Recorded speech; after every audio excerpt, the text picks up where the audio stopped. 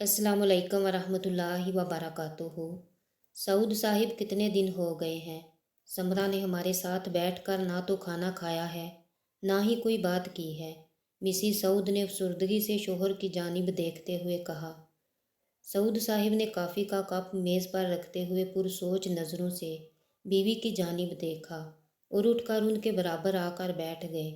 रेहाना, उसको कुछ वक़्त दो, वो बहुत बड़े शौक़ से गुज़री है। 3 साल की मंगनी का यूं अचानक ख़त्म हो जाना मामूली बात नहीं। बस तुम हिम्मत रखो और उसको भी हिम्मत दिलाओ, इंशाल्लाह सब ठीक हो जाएगा। वो मतानत से बोले। हूँ। रेहाना ने एक लंबी सर दाह भरी। आप ठीक कह रहे हैं, मगर मुझसे बेटी का दुख बर्दाश्त नहीं हो रहा। और फिर वो बात भी तो नहीं कर रही। बात भी करेगी, लेकिन अभी तो वो जैसे है वैसे ही रहने दो। सऊद साहिब ने बीवी के कंधे पर नरमी से हाथ रखते हुए कहा। समरा रेहाना और सऊद की इकलौती बेटी थी और हद से ज़्यादा लाडली। प्रोफेशन के एतबार से बैंकर थी। 3 साल कबल उसकी मंगनी उसकी पसंद से उसके कॉलिंग फैसल से तय पाई थी। दोनों ख़ानदान खुश थे। जल्द शादी की तैयारी शुरू होने वाली थी कि अचानक फैसल बिना कुछ बताए यूँ ऐसे चला गया और वहाँ पहुंचकर बजरिया फ़ोन समरा को बता दिया कि वो अब उसका इंतज़ार ना करे, क्योंकि वो अब वापस नहीं आएगा। ग्रीन कार्ड के हसूल के लिए उसको वही शादी भी करनी होगी। फैसल के घर वाले जहाँ शर्मिंदा थे बेटे की इस हरकत पर, वहाँ उन्हें बहुत दुख भी था कि समरा जैसी अच्छी लड़की अब उनकी बहू नहीं बनेगी। समरा के वालदैन के लिए भी ये खबर किसी बम धमाके से कम ना थी, लेकिन उससे भी बढ़कर उनके लिए मसला समरा की खामोशी थी। जॉब से उसने रिज़ाइन कर दिया था और सारा सारा दिन कमरे में बंद रहती। खाना तो पहले भी कम खाती थी, मगर अब तो सारा दिन कॉफ़ी के मग और एक स्लाइस या 2 बिस्किट पर गुजारा हो रहा था। रेहाना ने कई बार बेटी से उसके दिल का हाल जानने की कोशिश की, मगर वो किसी भी मौजू पर माँ बाप से बात नहीं करना चाहती थी। सारे घर में मुर्दनी सी छाई हुई थी। सऊद साहिब सुबह अपने ऑफिस चले जाते और रात 9 बजे वापस आते। समरा अपने कमरे से बाहर ही नहीं निकलती थी। यूं रेहाना पूरे कमरे में बुलाई बुलाई फिरती। सोफिया, मुझे चाय का एक कप दे दो और फिर किचन की अच्छी तरह सफाई कर लो। रेहाना ने लाउंज से मुलाजमा को आवाज़ देकर कहा। सोफिया ने कुछ देर बाद चाय का कप और अखबार मेज़ पर रखा और जैसे ही पलटी उसके चेहरे पर खुशगवार हैरतदार आई। समरा बाजी, आपके लिए भी चाय बना दूं?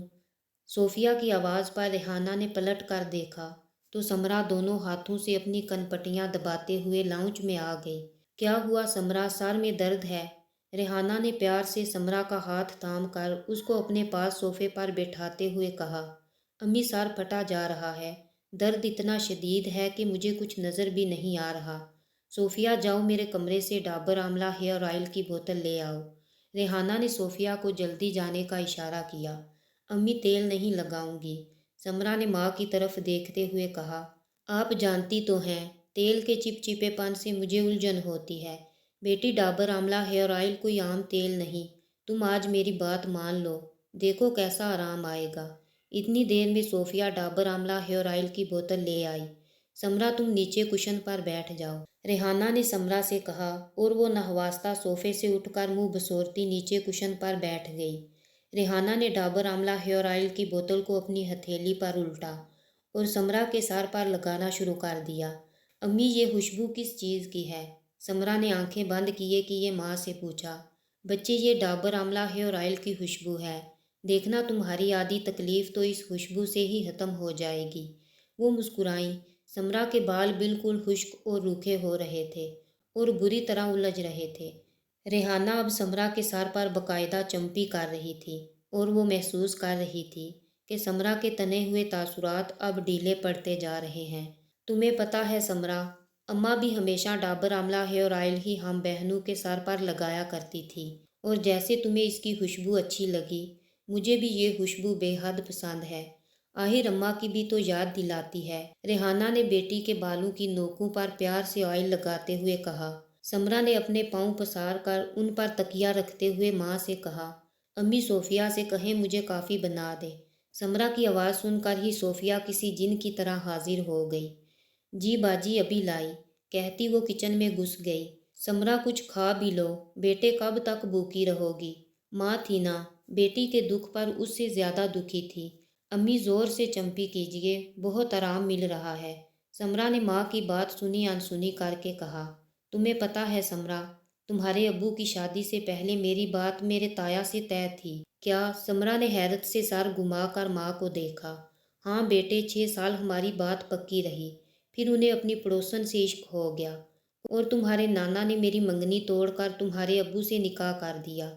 कुछ दिन मैं अफसुर्दा रही, फिर अम्मा के समझाने पर अकल में ये बात आ गई कि जो आपका था ही नहीं, उसके लिए क्या रोना। उस जमाने में मेरे बिसार में बहुत दर्द रहता था, आंखें जलती रहती थी। तुम्हारी नानी रोज़ मेरे सार पर डाबर आंवला हेयर ऑयल लगाती थी। मैं तो इतनी अच्छी चंपी करती नहीं जो वो करती थी। बस सार दर्द भी भाग गया और कभी नहीं हुआ। रेहाना खिलकर मुस्कुराई। अम्मी अब्बू ने कभी आपसे ऐसी कोई बात नहीं की जिससे आपके सर में दर्द हो। समरा ने हंसकर माँ को देखा और बेटी को कितने दिनों के बाद यूं खिलकर हंसता देखकर रेहाना की आंखें नम हो गई। मेरी जान, ये बताओ, घर में डाबर आंवला हेयर ऑयल की चंपी ज्यादा कौन करवाता है? अब्बू। समरा ने मुस्कुराती निगाहों से माँ को देखा और दोनों माँ बेटी खिलखिलाकर हंस पड़ी। अम्मी, सार दर्द खत्म हो गया। आप मेरे लिए अच्छा सा नाश्ता बनवाएं, आज मैं पेट भर कर खाऊंगी। और रेहाना ने प्यार से समरा के सर पर चपत लगाई और डाबर आंवला हेयर ऑयल की बोतल को चूम कर धीरे से कहा, तुम ही तो हो मेरे घर की खुशबुओं की जामिन।